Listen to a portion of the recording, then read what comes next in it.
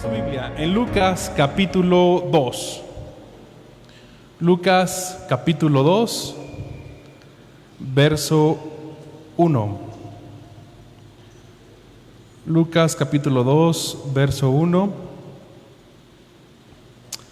Y vamos a leer juntos. Como cada 8 días, cuando me toca a mí compartir, vamos a leer alternadamente. Si la tienes, vete poniendo de pie, está bien porque la vamos a leer juntos. Vamos a leer del 1 al 20. Empiezo yo con el versículo 1, ustedes el versículo 2 y nos unimos en el 20. Pero por favor que no se escuche como mercado de pásele por aquí, ve, barato, cada quien por su lado, ¿no? No, todos juntos, como bien, como un coro. Si ustedes se vieran desde aquí arriba, se ven bien bonitos, hasta bien bañaditos. Entonces, así como se ven, que así se escuchen, ¿va? Bien, en un orden. Y empiezo yo. Lucas 2, verso 1.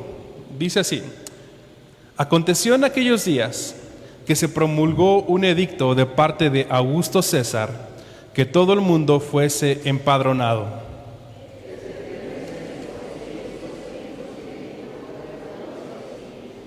E iban todos para ser empadronados, cada uno a su ciudad.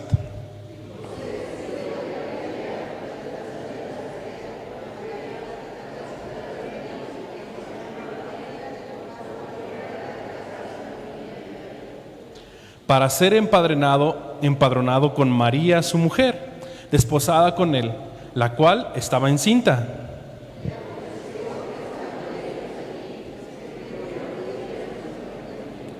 Y dio a luz a su hijo primogénito, y lo envolvió en pañales, y lo acostó en un pesebre, porque no había lugar para ellos en el mesón.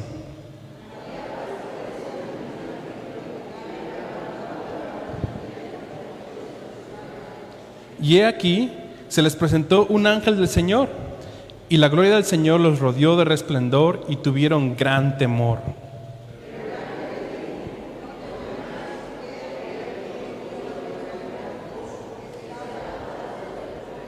Que os ha nacido hoy en la ciudad de David un Salvador, que es Cristo el Señor.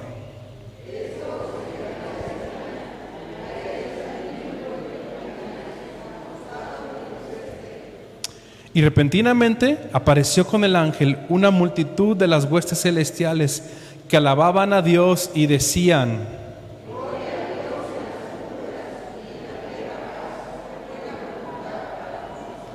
Sucedió que cuando los ángeles se fueron de ellos al cielo, los pastores se dijeron unos a otros: Pasemos pues hasta Belén y veamos qué ha sucedido y que el Señor nos ha manifestado.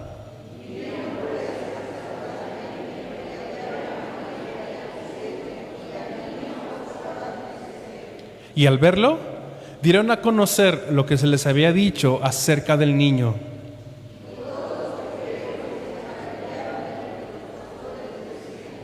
Pero María guardaba todas estas cosas, meditándolas en su corazón.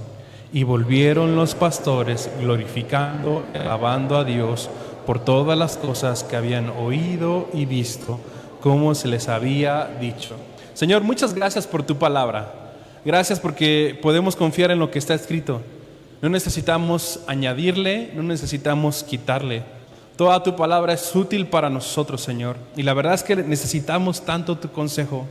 Gracias por lo que has dejado aquí escrito. Te ruego que tu Espíritu Santo haga que ese conocimiento no solo se quede en el intelecto, sino que transforme nuestra manera de vivir para la gloria de tu nombre. Te lo rogamos. En Cristo Jesús. Amén. Muy bien, familia, pueden tomar su lugar. El título del mensaje de hoy es: Dios cumplió su palabra, su Hijo nació. Dios cumplió su palabra, su Hijo nació. Y no sé cuántos de ustedes sepan acerca de cuántas profecías se cumplieron en la persona y en este momento específico, en el nacimiento del Señor Jesucristo, el Hijo de Dios. Y estudiando Lucas capítulo a capítulo, verso a verso, hemos podido darnos cuenta que en el contexto nació el primo de él, que es Juan el Bautista, que nació con un propósito para anunciar, para ir proclamando que viene el Salvador, el Mesías. La palabra Mesías significa el ungido. ¿Quién era el ungido? El ungido eran aquellas personas que Dios escogía para un servicio en especial. Por ejemplo, el sumo sacerdote en el templo, llevándolo esto en la cultura judía, los sumos sacerdotes o los sacerdotes se les ungía para el servicio del ministerio. Esos eran ungidos para ello. A los reyes, a los que iban a ser los reyes en Israel, también se les ungía para la labor que iban a desempeñar gobernando en Israel. Y por mucho tiempo, profetas se levantaron y anunciaron que venía el ungido de Dios, que Dios personalmente habría de ungirlo, habría de escogerlo para cumplir su propósito en su vida. Y esta persona no era un profeta más, no era un hombre más común y corriente, no era un rey más, sino esta persona era Dios mismo manifestado en carne. Dios habría de venir y caminar entre nosotros manifestado en carne. Alguien una vez dijo, no, pues si Dios existe, pues que se manifieste. Y alguien dijo, es que ya se manifestó y lo crucificamos. Y es que Dios se manifestó en carne, vino y estuvo entre nosotros, haciendo bienes, sanando a muchos, perdonando a los culpables, exhortando y enseñándoles a los religiosos de ese momento cuál es el espíritu de la ley. Y ese fue el Señor Jesucristo. Y este capítulo de Lucas capítulo 2 es un capítulo y es una doctrina bien importante en nuestros días, porque habla de que todas las profecías que se hicieron en cuanto a Jesús se cumplieron. Y con la pregunta que empecé, no sé si ustedes saben cuántas profecías se cumplieron en Jesús. Matemáticos, estudiosos, incluso judíos, de todas las profecías que se hicieron en el Antiguo Testamento, desde Génesis, algunos estudiosos decían, es prácticamente imposible que siquiera 10 profecías se cumplan en una sola persona, de todas las características que las profecías acerca del Mesías se dieron. Imposible que 10 de estas profecías se cumplan en una persona. ¿Sabes cuántas de esas profecías se cumplieron en Jesús? 300. Más de 300. Si para una persona común y corriente es imposible que se cumplieran en él, en Jesús se cumplieron 300. Eso nos deja ver que Dios cumple su palabra, que lo que Él dice, Él lo hace, que lo que Él dice, lo cumple. Dios no es hijo de hombre para que mienta. Tú y yo en algún momento de nuestras vidas hemos mentido. Y quien diga que no, levante su mano y ya nos damos cuenta que sí mientes. En algún momento hemos mentido, pero Dios no. Dios lo que dice lo cumple.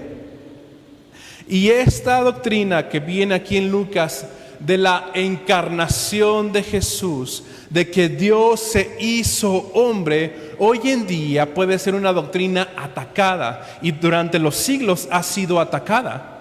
Gente ha dicho, no, sí vino Jesús, se manifestó, pero era un espíritu, no tuvo cuerpo como nosotros.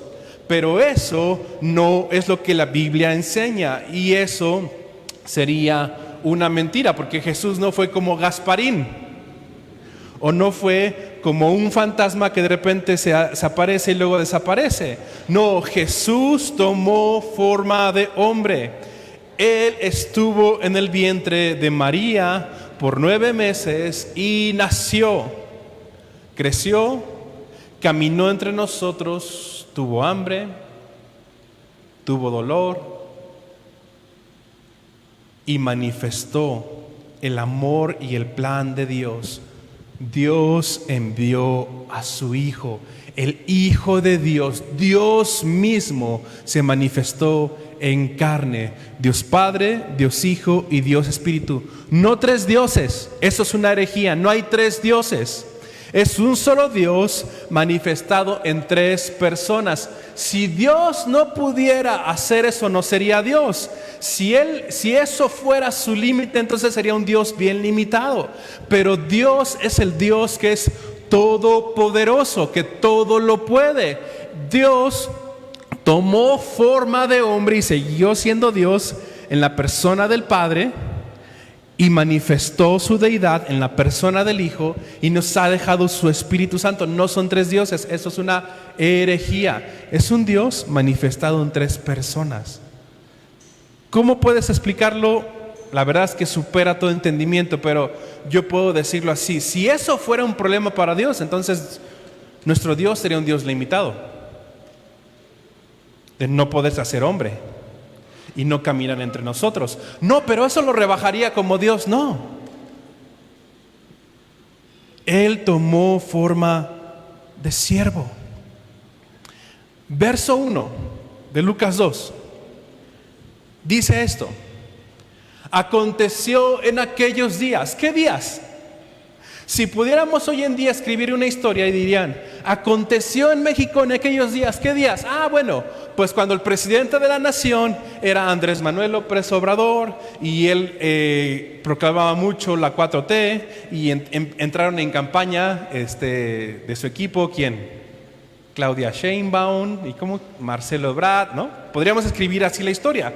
Bueno, aquí la Biblia dice, aconteció en aquellos días. Bueno, ¿qué estaba aconteciendo en esos días? Después de la coma, comprensión de lectura, dice que se promulgó un edicto de parte de Augusto César, que todo el mundo fuese empadronado. Hubo un edicto del gobernador romano que todo el mundo fuese empadronado. Pero ¿quién es esta persona? Augusto César. Y bueno, les voy a platicar un poquito de historia para que entendamos el contexto de lo que Lucas está describiendo, y por algo Lucas lo menciona. Aconteció en esos días, cuando Augusto César era el emperador romano, él promulgó este edicto, que todos fueran empadronados. Algo así como el INEGI bajo el imperio romano. En el año 27 antes de Cristo, este personaje, Augusto César, arregló que el Senado romano le diera el título de Augusto. Su nombre era Octavio, que significa Augusto. Para los que van a tener hijos, este es su nombre si te gusta. Augusto significa exaltado y sagrado.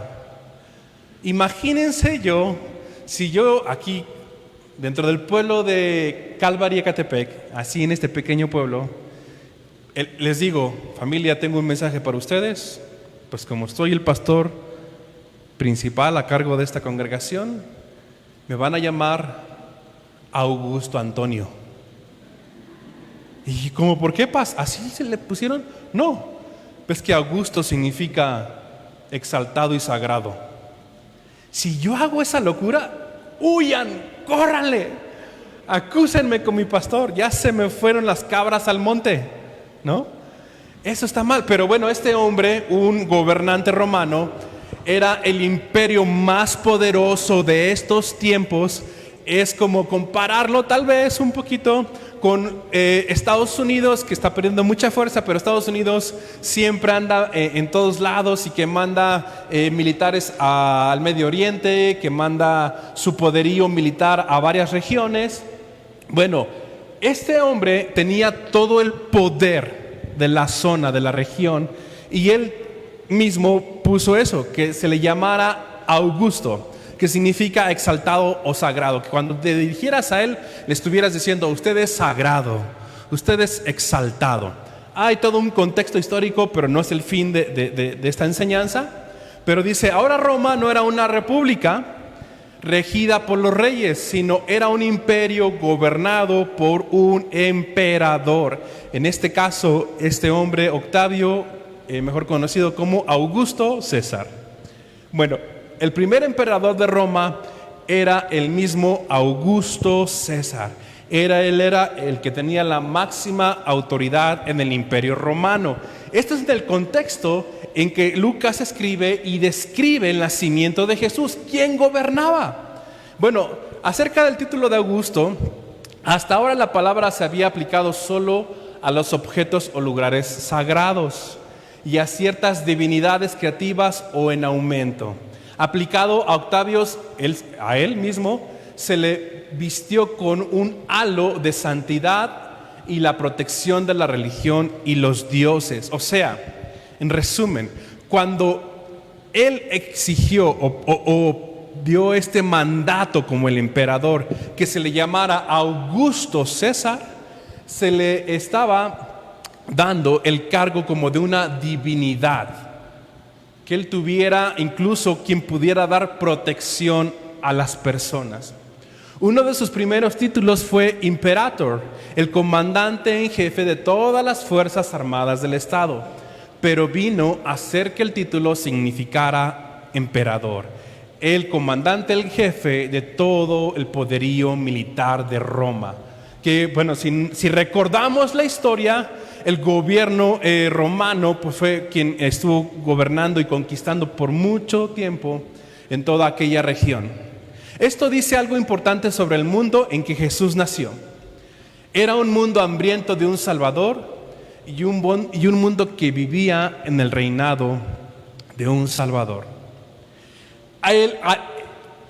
Octavio, al él autoproclamarse Augusto, el exaltado, está diciendo: no hay nadie arriba de mí, yo soy su Salvador. Y les digo, hablando un poquito de historia, y la estaba estudiando, hay todo un trasfondo en esa historia. Antes de que él fuera el mero, el emperador, el imperator, antes de que él llegara a esa posición, él tuvo constantes guerras con otros. Y no sé si han escuchado de Marco Aurelio. Era un hombre, un emperador también romano, que tuvo una mujer que se llama Cleopatra, y bueno, toda la historia.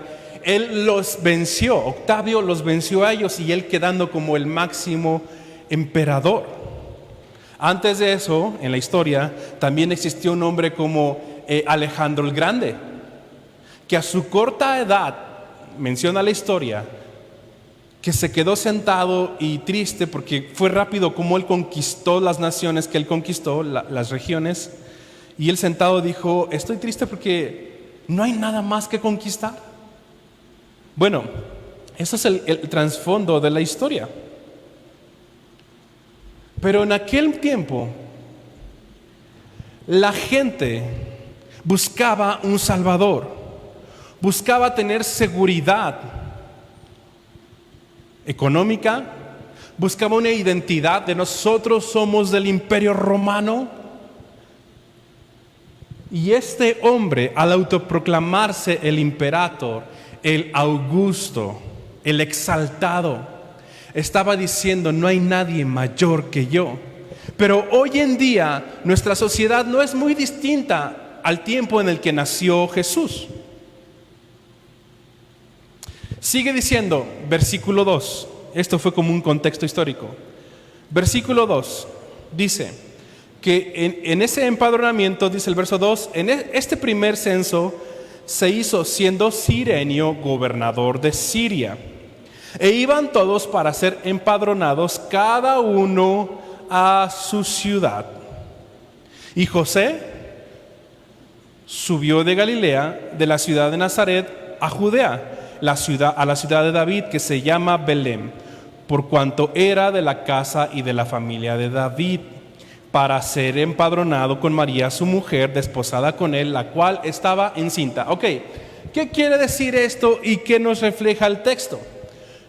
Bajo el dominio de Augusto César, en esos tiempos, él da este decreto: quiero que todo el mundo sea empadronado, quiero tener un registro del gobierno que tengo, de las regiones que yo gobierno, en qué región, cuántas personas hay, en qué creen. Y bueno, él da esta orden siendo Cirenio gobernador dice aquí, de Siria. Ok, en el contexto, familia, les pongo este mapa para explicarles. En el contexto, cuando los padres de Jesús, José y María, ellos vivían en esta ciudad, en Nazaret, en esta región que se llama Galilea.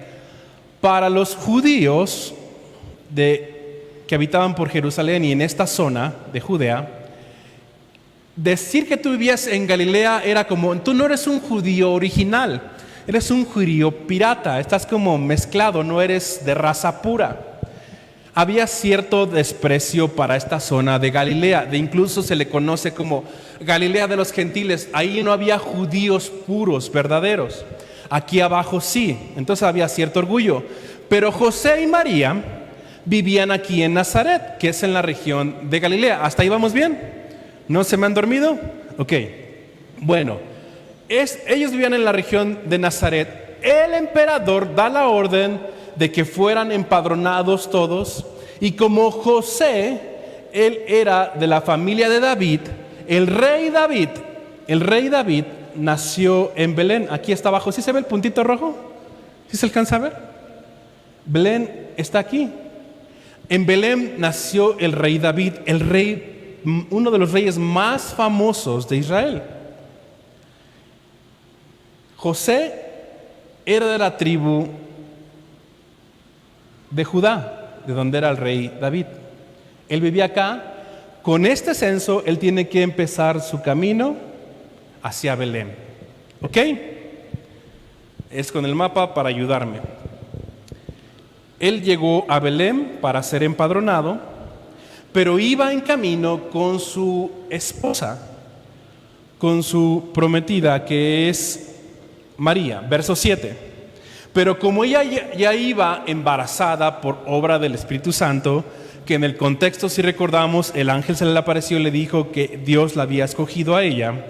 Verso 7 dice, en ese tiempo se cumplieron los días de su alumbramiento y dio a luz a su hijo primogénito y lo envolvió en pañales y lo acostó en un pesebre porque no había lugar para ellos en el mesón. Sigue diciendo el versículo 8. Esto es lo que ellos vivieron. Verso 8. Había pastores en la misma región. ¿Qué región? En esta región de acá abajo, de Judea. Había pastores en la misma región que velaban y guardaban las vigilias de la noche sobre su rebaño. Estaban cuidando a su rebaño. Y he aquí, se les presentó un ángel del Señor y la gloria del Señor los rodeó de resplandor y tuvieron gran temor. Pero el ángel les dijo, no temáis. ¿Por qué qué? ¡Wow! Un ángel a estas personas que están trabajando en las vigilias de la noche, cuidando a su rebaño, se les aparece un ángel y les dice, hey, no teman, les traigo buenas noticias que son de gran gozo. Pero ¿qué noticias pueden ser de gran gozo? Y chequen estas noticias que son de gran gozo, que será para todo el pueblo, que os ha nacido hoy, eso es importante, os ha nacido. No se apareció un espíritu, no fue como otro ángel más, no, ha nacido, tomó forma de hombre. Dios cumplió su palabra, la profecía se está cumpliendo. El Hijo de Dios nació siendo carne y hueso. Ha nacido hoy. Wow. Coma. En la ciudad de David, una profecía cumplida, porque las profecías hablaban que el Hijo de Dios habría de nacer en Belén. ¿Y dónde era la ciudad de David? Pues Belén. Ha nacido hoy. Se cumplió una profecía. El Hijo de Dios ha nacido, es de carne y hueso. Y no solo eso, nació donde Él había profetizado. 700 años antes hubo un profeta llamado Miqueas, que él profetizó que el Hijo de Dios habría de nacer en Belén. 700 años antes, familia. Podríamos pensar que a Dios se le olvida lo que Él promete, que Dios no cumple lo que Él dice. No, Él está cumpliendo. 700 años antes Él lo profetizó y hoy se estaba haciendo realidad esta profecía en la ciudad de David. ¿Quién había de nacer? ¿Sigue siendo la coma? ¿Qué dice? ¿Un qué? Pero no se supone que en ese contexto histórico y político ya había un Salvador al cual le llamaban Augusto César. ¿No él era la salvación del gobierno romano y de todos los que estuvieran bajo este imperio? No. No, familia, porque tú y yo no podemos esperar salvación de ningún político. La salvación que tú y yo podamos obtener no viene por medio de recursos humanos. A lo mejor tú estás aquí y con todo respeto lo puedo decir, eres el más morenista de la historia. Cuidado y te toquen Andrés Manuel López Obrador. Para ti él es el mero chicharronero, ¿no? Para ti Andrés Manuel es un salvador. ¿Qué Benito Juárez ni qué Benito Juárez? Tenemos la 4T y a lo mejor hasta tienes tu tatuaje de aquí de la foto de Andrés, ¿no? Y dice I love Peje o I'm lover, ¿no? Por eso digo, con mucho respeto, ok, es tu inclinación política, está bien, mis respetos. Yo no voy a hablar de política ni les voy a decir porque no es mi fin, ni en las iglesias es sano hacer eso. Pero, lo que sí te puedo decir es que tu salvación no viene de un político. Si tú pensabas cuando votaste por Andrés Manuel, si es tu caso, que ahora sí se va a acabar la corrupción, yo te pregunto, ¿de verdad se acabó la corrupción? No, es más, pastor. Por eso voten por... No quiero aquí que empiecen pleitos. Pero nos damos cuenta que ningún ser humano, por mucho poderío que tenga, nos puede salvar. Si tú eres de los que piensan, no, pues es que mi sueño es irme a Estados Unidos y ganar en dólares, porque del norte viene mi socorro. Quiero ganar en billetes verdes, pastor, imagínese. Deme chance de dejar a mi familia e irme al norte. Y yo les voy a mandar, no, hombre, pastor, un billetón a mi familia. Y hasta lo comparto con la iglesia. Si tú tienes el sueño americano y con eso vas a sacrificar a tu familia, qué feo sueño. Porque ¿qué vale más? ¿Tus hijos o los billetes verdes? No, pastor, pues los billetes verdes para darle una buena vida a mis hijos. Pero como dicen, me sacrifiqué para que no les faltara nada y terminé faltándoles yo. ¿De dónde viene tu socorro? ¿Quién es tu salvación? ¿A quién acudes? Cuando los médicos tienen un límite, cuando la ciencia tiene un límite y que el dictamen médico es hasta aquí llegó, este es el diagnóstico médico, su enfermedad no es curable. ¿Hasta ahí llega tu esperanza? ¿Hasta ahí llega tu salvación? Pero lo que el texto nos deja ver y que es una realidad. Y esto que está escribiendo, lo está escribiendo un doctor que aparte se hizo historiador. Y él dice, nació carne y hueso. En la ciudad de David la profecía se cumplió. Y no fue cualquier persona, no fue un profeta más. ¿Quién nació de nuevo? Un Salvador. Un Salvador, que es Cristo el Señor. Y esta palabra de Señor es el Curios. Ha nacido el Mesías, el ungido de Dios. Él es el Señor, el máximo en autoridad. Augusto César es nada comparado al rey que está naciendo, al que Dios ha cumplido su palabra. Está naciendo el Salvador, el Curios. Él sí tiene la máxima autoridad. No nació un emperador más, no, nació Cristo, el de toda la autoridad. Y que Apocalipsis lo lee, y lo leía hace rato mi esposa en la alabanza. Los 24 ancianos se postran y le avientan sus coronas y reconocen lo digno que es Él, porque Jesucristo es el Rey de Reyes y Señor de Señores. No están haciendo un emperador más, están haciendo el Rey de Reyes y Señor de Señores, cuyo imperio no tendrá fin. Y sigue diciendo: esto servirá de señales, dice el ángel a los pastores. Él ha nacido. Esto servirá de señal. Hallaréis al niño envuelto en pañales, acostado en un pesebre. En un pesebre era donde los animales comían. Los pesebres pudiesen ser incluso cuevas donde guardaban a los animales y ahí comían. No le dijo: vas a hallar al niño acostado en el hotel Hilton de Belén. No, lo vas a hallar en el spa del hotel de Belén, en el mejor hotel de Belén, rodeado de guardias de seguridad. No, en un pesebre donde guardaban a los animales y los animales ahí hacían sus necesidades después de que han comido. Pero ¿cómo es posible que un rey así nazca en un lugar tan humilde, incluso de mal olor? Y repentinamente en este mensaje apareció con el ángel una multitud de huestes celestiales que alababan a Dios y decían, chequen lo que ellos decían: gloria a Dios en las alturas y en la tierra paz. Paz en la tierra, sí, porque el Hijo de Dios está naciendo. Buena voluntad para con los hombres. Dios está dando el primer paso. Dios está haciéndose hombre como tú y como yo. Él vino a buscar y a salvar lo que se había perdido. Si no olvidamos nuestro texto clave de Lucas, Él vino a buscar y a salvar lo que se había perdido.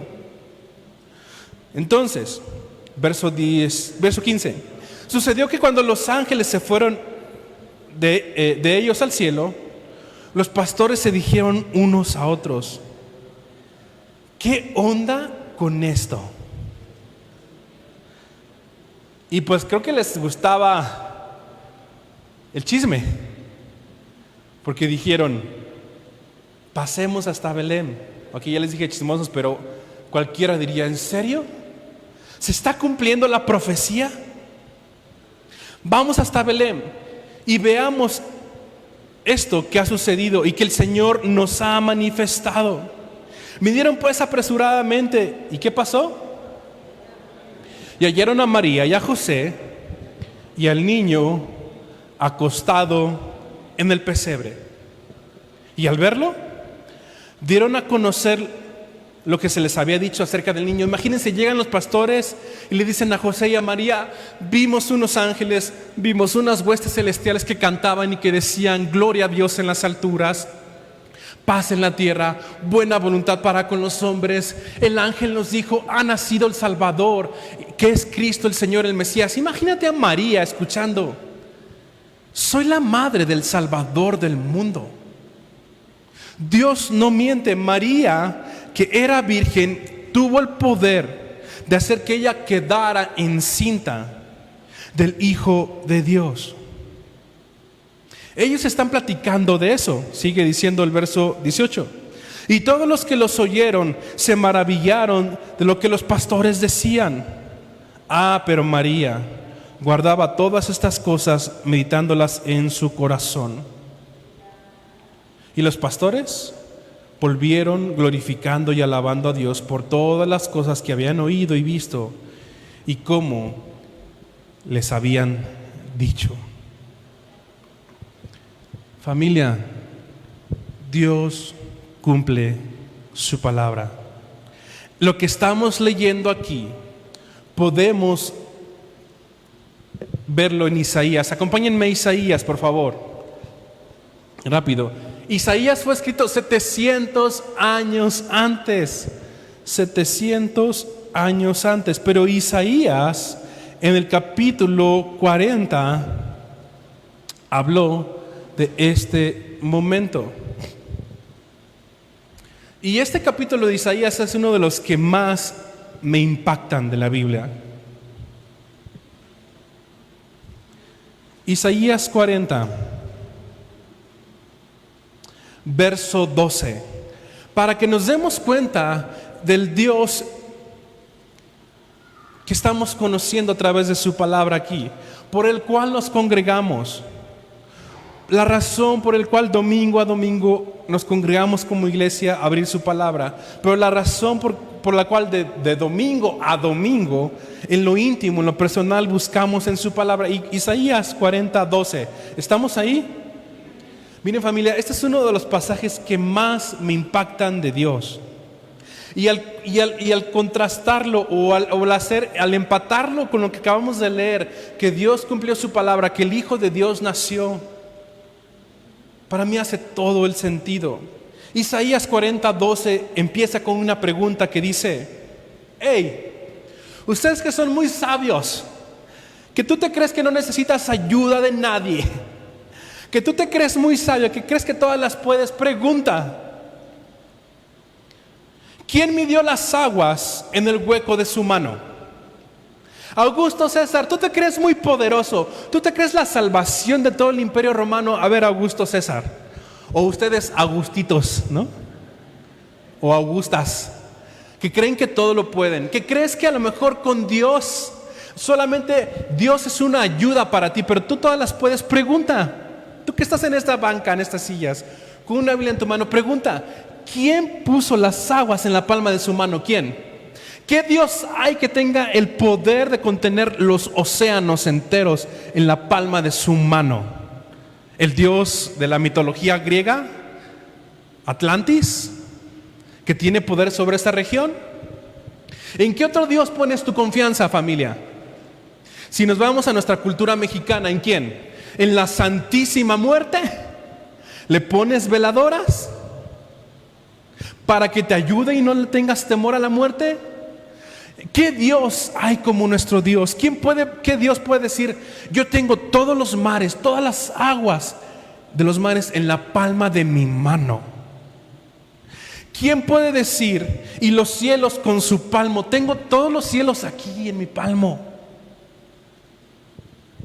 Con 3 dedos junto el polvo de la tierra. Las playas pueden quedarle con 3, como si fuera sal, ¿no?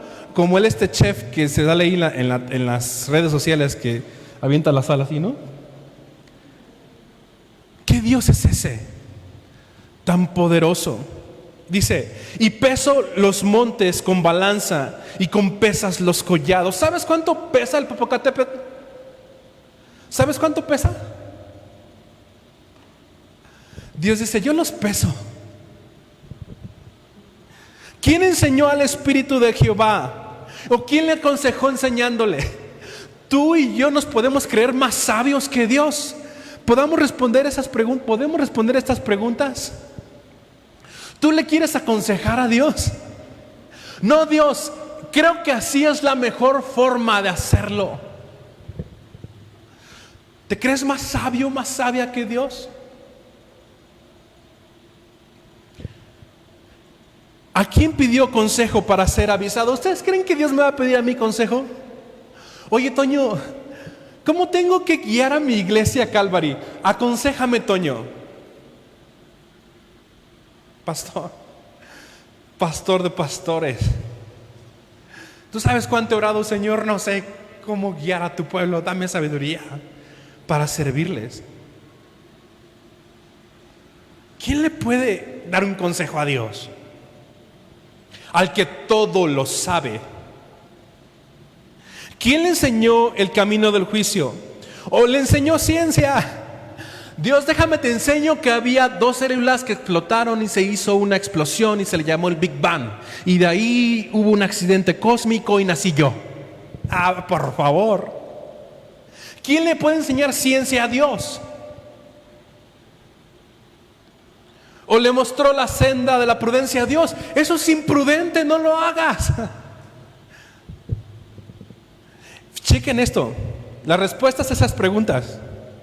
He aquí, las naciones les son como gota de agua que cae del cubo, Y como menudo polvo en las balanzas les son estimadas. Miren, este ejemplo me gustó cuando lo escuché.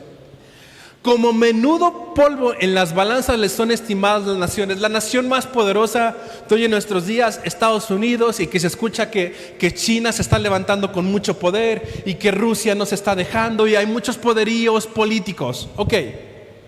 Dios dice que el poderío de estas naciones les son como polvo en la balanza. ¿Cuántos de aquí, mamás que van al supermercado muy seguido, o que salen de aquí y van al tianguis y con el del tianguis llegan y le dicen, deme 1 kilo de jitomate, y te van a poner, ey, antes de que me pongan los jitomates, sople el polvo, porque me va a alterar el precio? ¿Alguien ha hecho eso? Oiga, deme 1/4 de jamón, ¿no? Pero antes de que ponga mi jamón en su máquina, límpiela, quítele el polvo, porque si no va a pesar más. ¿Alguien ha hecho eso? ¿Por qué? Porque es polvo, dices, no pasa nada. Bueno, las naciones para Dios son como el polvo, es como decir, las puedo destruir con un solo soplido. Ese es el Dios que tú y yo vemos en la Biblia. Ok, sigue diciendo para llegar al punto. Como menudo polvo, ni el Líbano bastará para el fuego, ni todos los animales para el sacrificio. Como nada son todas las naciones delante de él, y en su comparación serán estimadas en menos que nada y que lo que no es. ¿A qué pues haréis semejante a Dios? ¿O qué imagen le compondréis? ¿Cómo puedes hacer una imagen de un Dios así, que puede tener los cielos en el palmo de su mano, las aguas de los mares aquí en el hueco de su mano, que las naciones con un solo soplido los desaparece? Si tú y yo hemos escuchado un poquito de historia, ¿tú sabes dónde está el poderío de este Augusto César? ¿Habías escuchado del poderío de este hombre? ¿Cuánto duró su poderío? Se terminó. Hoy en día Augusto César no gobierna. ¿Sabes quién sigue gobernando? ¿Quién sigue en el trono? ¿Quién sigue siendo rey? Que aunque parece que la maldad va en aumento, él sigue en el trono y que no ha perdido una batalla. ¿Sabes quién es el Dios en quien confiamos? Ese Dios que se hizo hombre. Ese es el Dios que la Biblia nos muestra, nos presenta. No podemos hacer una imagen de Dios que supera todo entendimiento. No hay una imagen que se le pueda comparar.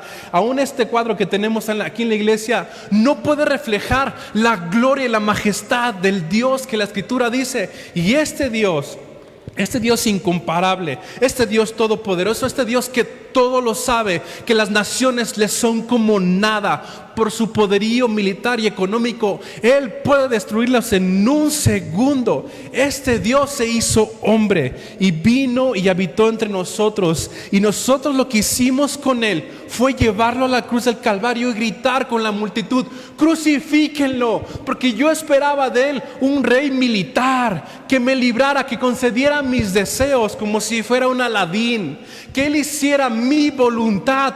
Pero como Isaías pregunta, o sea, ¿tú le puedes dar consejo a Dios? ¿Quién te crees? Pedazo de polvo.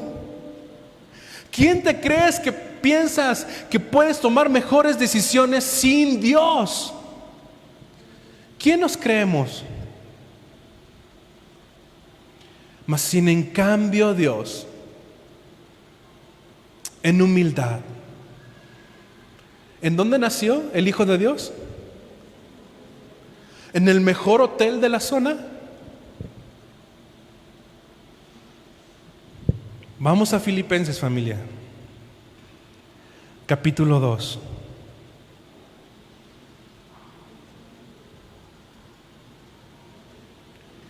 Ese rey manifestado en carne tomó forma de siervo. ¿Quién te crees tú para darle consejo a Dios? Para pensar que no necesitas su consejo. ¿Te crees Augusto César? ¿Te crees el Salvador? ¿Crees que tú puedes por ti mismo, por ti misma? ¿Tú crees que tus buenas obras te van a salvar? ¿Tú crees que puedes engañar a Dios? Que a lo mejor vienes aquí a la congregación, pero de lunes a sábado vives una vida que le ofende. Y no te lo digo para condenarte, lo digo para acercarte de ven, acércate. Él puede cambiarte. Filipenses 2, verso 5. Hablando del Rey que nació, de Dios mismo, de este Dios poderoso, que Jesús con un soplido podría desaparecer todo el imperio romano, mas sin en cambio, Él vino a conquistar algo más que el imperio romano. Verso 5 dice de Filipenses: haya pues en vosotros, ¿en quién es, familia? ¿Quién es vosotros? Pues como buen español, pues vosotros, voltea ahí. Vosotros, ustedes y ellos. Haya en nosotros, Calvary y Ecatepec. Tú que estás aquí en estas sillas, esto es para ti. Haya en ti, pastor, que tienes el micrófono, que tienes ahorita la voz que se escucha.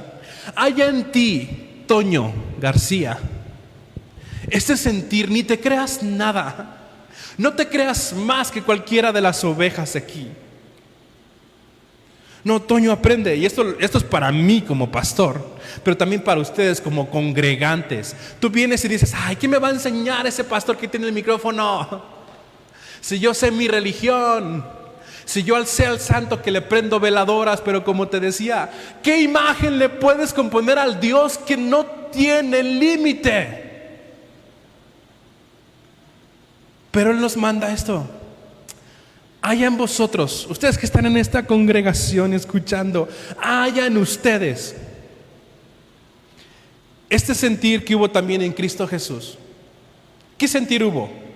Cuando Él nació, los ángeles dijeron: este es el verdadero imperator, reconózcanlo como el verdadero emperador. No, el mensaje de los ángeles fue: hey, nació gloria en las alturas. En vosotros este sentir que hubo en Cristo Jesús, el cual, siendo en forma de Dios, no estimó el ser igual a Dios como cosa a que aferrarse. Pregunta: ¿a qué te aferras? ¿A qué orgullo tú te aferras? Mi querido Augusto, o mi querida Augusta César, ¿te crees muy imperator para no poder perdonar? ¿Te crees el pastor de moda? Imagínense, ¿no? Yo que llegue el próximo domingo con mi saco y mi corbata. Con este calor estaría loco, pero bueno, con mi saco y corbata y un reloj de oro, y les diga: ya no me digan pastor, ahora soy apóstol. ¡Ay, Simón! ¡Córranme! Ya se me fueron las cabras al monte y se me desbarrancaron. ¿Verdad que no cuadra con lo que hoy en día los que se creen siervos? Perdón, les abro mi corazón, tengo yo un trauma. Cuando presentan a alguien como: con ustedes el gran siervo de Dios, digo: ¿es gran o es siervo? Porque no cuadra. Porque el que es siervo, es el menor de todos, bíblicamente hablando.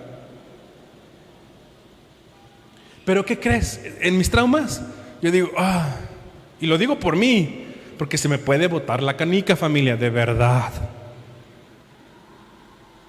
Y vengo a estos pasajes y leo la historia de que Jesús nació, y veo que Él no estimó el ser igual a Dios como cosa que aferrarse, sino que hizo, se despojó a sí mismo, tomando forma de ¿qué? ¿Tomando forma de qué? Esposo, ¿cómo tratas a tu esposa? ¿Como tu chacha? Te casaste conmigo, agradecida deberías de estar. ¿Qué onda con el Víctor, no? Te casaste conmigo. ¡Pi, pi, pi, pi, pi! ¿Qué te pasa? Neta, perdón, voy a hablar muy norteño, ¿ok? ¿Qué te pasa, vato? ¿Que te crees superior a tu esposa?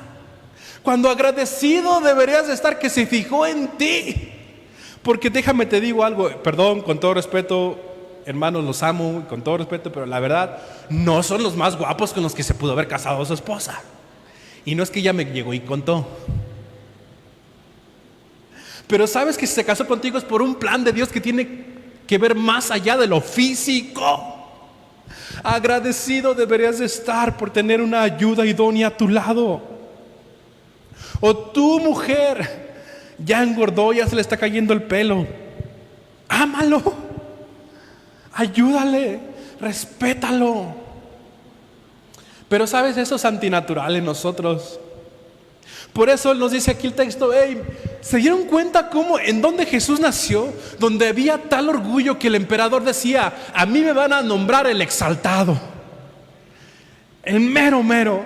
Pero Jesús nace, Él verdaderamente es el máximo en autoridad y nace en humildad. Y sus anunciantes una hueste de ángeles. Y dice la Biblia que Él tomó esa forma de siervo y estando en la condición de hombre, siguiente verso, se humilló a sí mismo, haciéndose obediente hasta la muerte y muerte de cruz.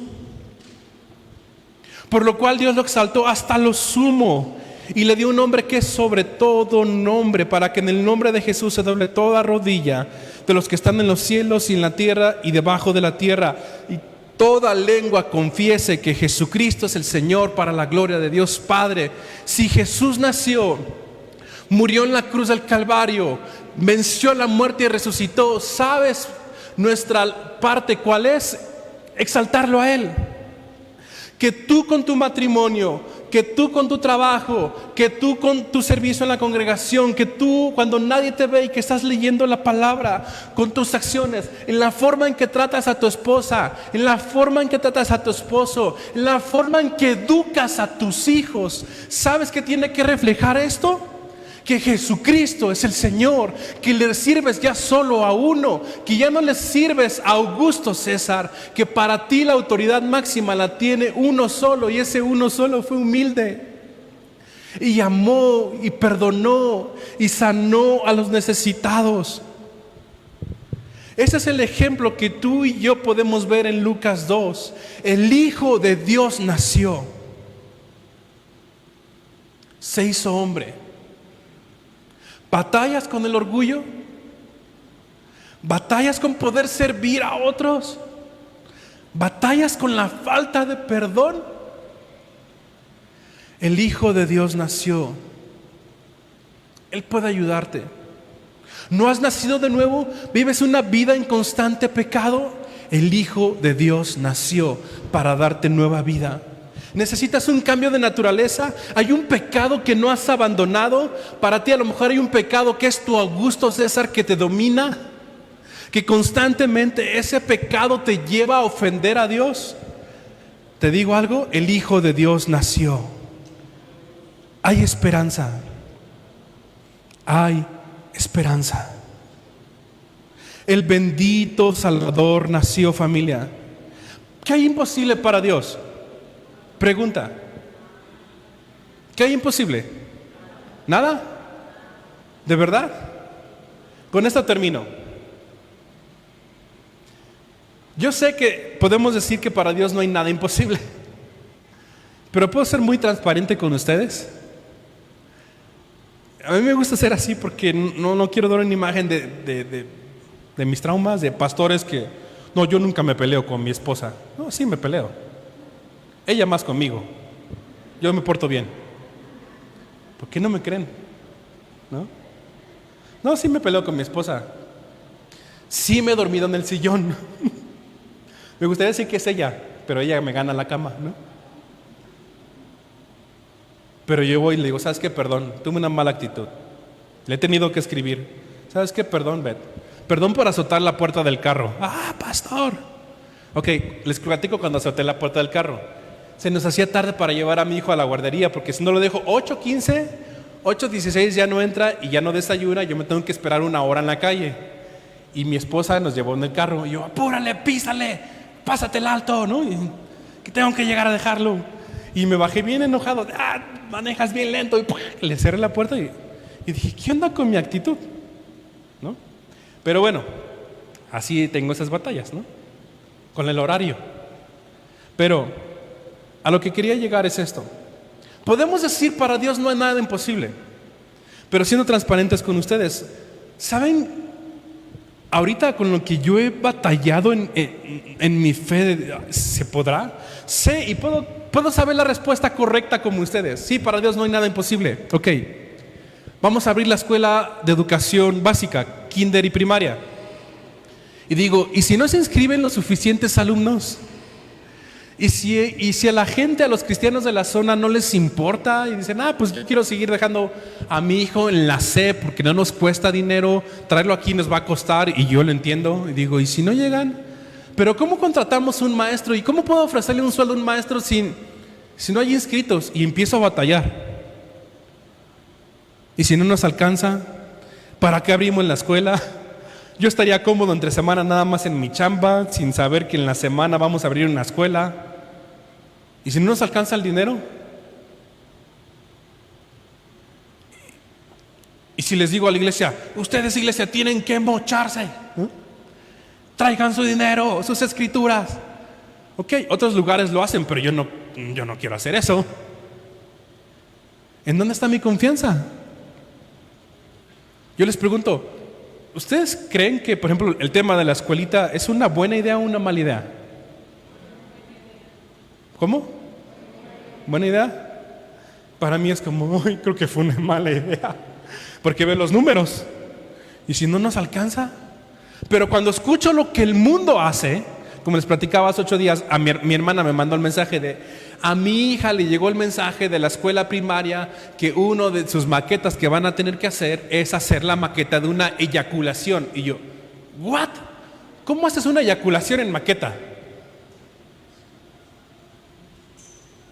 Qué perverso, ¿no? O sea, para empezar, yo soy malo para el arte. Pónganme a cantar y se van todos huyendo. Pónganme a dibujar y yo nada más sé hacer el dibujito del palito, bolita, una mano y una. Ese es mi máximo dibujo. Pero ¿cómo puedes hacer entonces en un arte una eyaculación? Es perversión. Y yo digo, ok, es buena idea, pero Señor, sé que para ti no hay nada imposible, pero ¿nos ayudas con la escuela? ¿Nos ayudas? Porque yo como pastor tengo límites.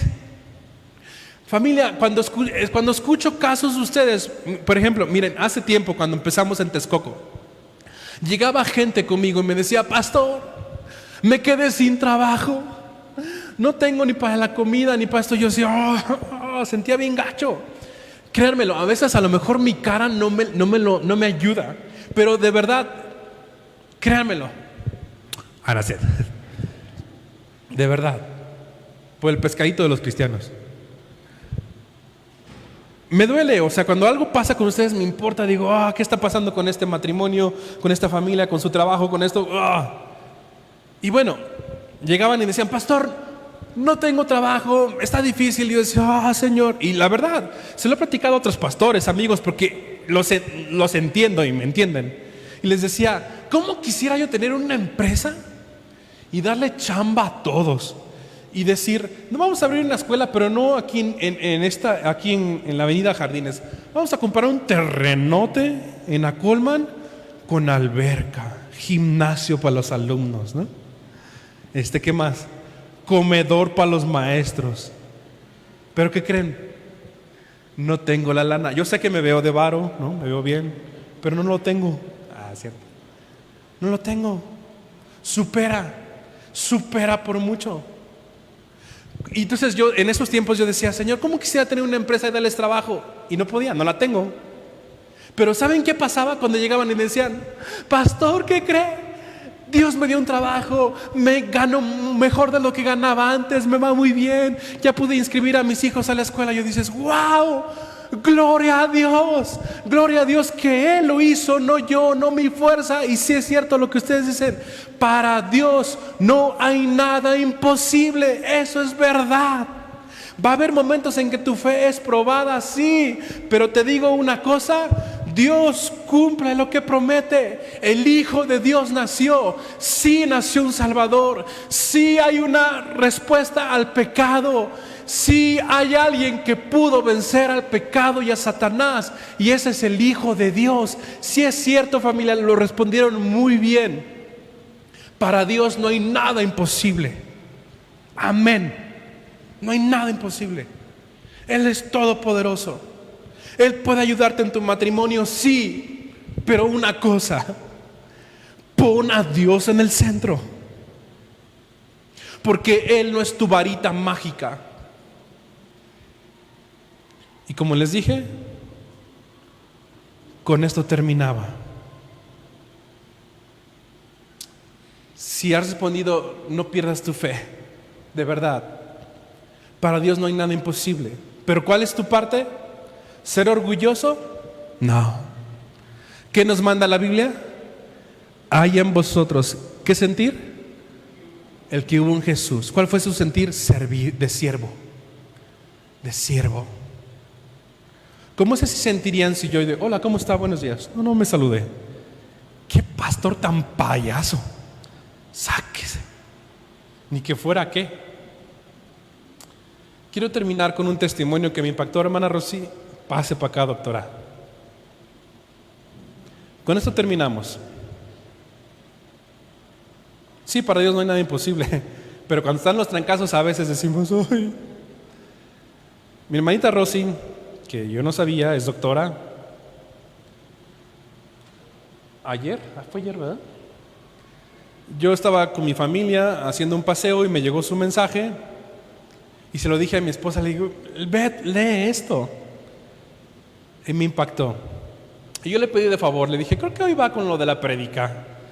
¿Puede pasar al frente y contarnos lo que usted vivió? Entonces, les presento a mi hermanita Rosy. Hermanos, muy buenas tardes. Pues fíjense que les voy a platicar qué fue lo que me sucedió. Hace 6 meses, pues yo estoy en un tratamiento médico por una circunstancia que tengo en mi salud. Entonces mi endocrinólogo me dijo que pues mis riñones estaban mal, y pues yo me sentí horrorizada porque yo dije, es lo peor que le puede pasar a una persona. Esto del riñón es una situación pues muy deteriorante, y aparte es muy costoso el tratamiento por la vía privada. Entonces me envió con el nefrólogo, y mi nefrólogo me dijo, pues mire, usted tiene el 49% útil de su riñón y tiene 54 años, de manera que probablemente su riñón muera primero que usted, y pues usted va a ser un paciente de diálisis y de sustitución renal. Entonces yo dije, ay, pues qué noticia tan fea, ¿no? Yo vi así como todo muy feo. Tengo una hija de 20 años y pues dije, ¿cómo la voy a sacar adelante? O sea, una cosa terrible. Entonces, pues, yo lo que hice fue, dije, pues Señor, tú tienes todo el poder y pues tú vas a saber cómo vamos a salir de esto, si vamos a salir, y tú también tienes poder para sostener a mi niña, así es de que, a lo mejor que yo. Así es de que pues yo lo dejo en tus manos. Y pues me puse a hacer las indicaciones que me hacían. Yo le dije al nefrólogo, doctor, si yo me porto re bien, pero súper bien, y hago todo lo que me dicen, ¿cuál es mi pronóstico? Y él me dijo, bueno, pues sus riñones van a ir muriendo más lentamente. Entonces, a lo mejor la sustitución renal llega cuando usted esté pues mayorcita, no tan joven, o bueno, medio joven, ¿no? Entonces, pues yo me discipliné, hice todo lo que me decían y así. Y pues llegó el tiempo, la semana pasada, el jueves, de que yo me hiciera mis estudios y los llevara. Yo lo que esperaba, pues esperaba que estuvieran igual. Pues si me iba muy bien, igual. Y si no, pues que se hubieran deteriorado más. Cuando yo entregué los estudios, pues el doctor los miraba y sacaba sus cuentas, y los volvía a mirar, sacaba más sus cuentas, y pues yo con mi cara de ya dime, porque ellos hacen unos equilibrios muy complejos para saber verdaderamente la utilidad del riñón. Y pues ya lo veía que me miraba con cara de what, y yo también así como, pues ya dime, ¿no? Y entonces me dijo, pues mire Rosita, nada más le voy a decir que usted haga lo que está haciendo hasta ahorita, porque pues Lo pensado es que su riñón estuviera igual al 49%, pero si hago estos cálculos, ahorita su riñón está trabajando al 80%. Y si hago estos otros, su riñón está trabajando al 90%. Un riñón no revive. Un riñón que va muriendo sigue muriendo. ¿Cómo es posible que ese riñón que tenía más de la mitad muerto, cómo pasó de muerte a vida? Y me dijo, bueno, pues sígale haciendo lo que está haciendo, pero no se confíe. Y yo le comentaba a mi pastor, me dio tanto gozo cuando yo lo oí, pero me dio gozo de saber que bueno, que están buenos, ¿no? Pero más gozo me dio de ver que efectivamente el Dios en el que hemos confiado es todopoderoso, que Él tiene poder para dar vida donde ya está muerto. Que eso que vemos en la Biblia de que Lázaro estaba muerto, que ya estaba su cuerpo putrefacto, que despedía un olor fétido, es verdadero. Cuando Dios dijo que vivía y vivió, yo lo viví. Entonces, pues yo quise compartir esta alegría con mi pastor y ahora pues la comparto con ustedes, hermanos. Amén. Gracias. Muchas gracias. Para Dios no hay nada imposible. Él tomó forma de siervo. Él se hizo hombre. Caminó entre nosotros. Dice Hebreos que Él puede entender nuestras debilidades. Y Él fue tentado en todo, mas sin pecado. Él entiende lo que tú pasas. Para Dios no es imposible. Me encanta lo que dijo Rosita. Él puede revivir un riñón que solo le dieron tiempo para irse muriendo. Y en las matemáticas fue, ¡hey! Revivió. ¿Qué hizo? Yo nada, mi Dios lo hizo todo. Yo nada más fui disciplinada, ¿verdad? No la vi con Coca-Cola ni nada de eso. E hizo su parte, fue disciplinada. Para Dios no hay nada imposible. ¿Qué hay imposible para ti? Economía, familia, tu corazón, un pecado que abandonar. ¿Qué hay imposible? Yo te diría, acércate, porque Él ya se acercó. Él tomó forma de siervo.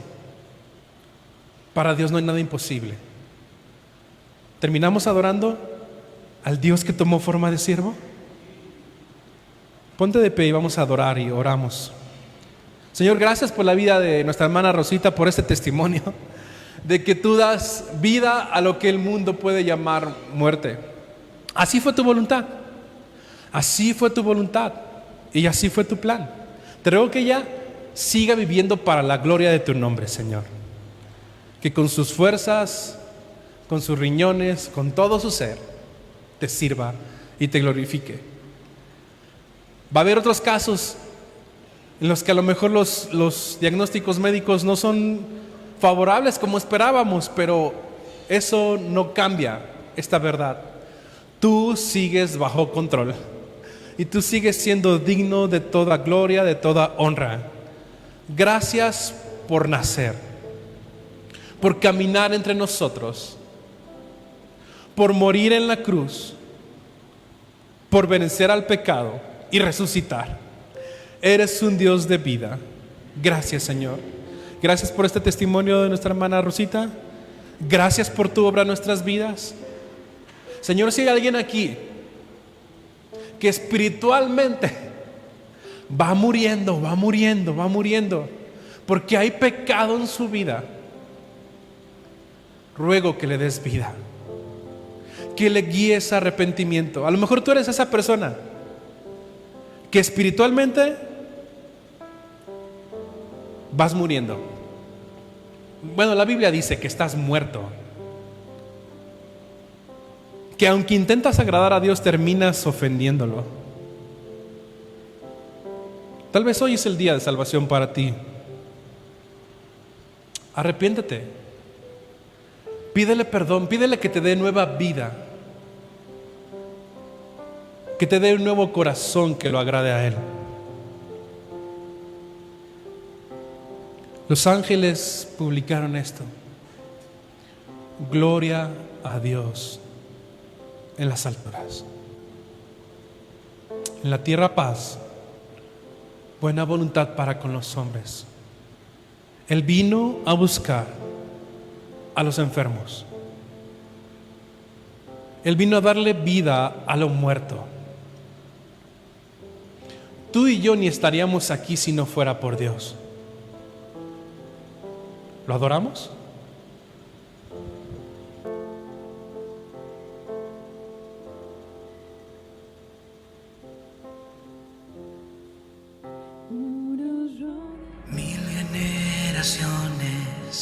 Le alaban y adoran, cantan al Cordero que venció.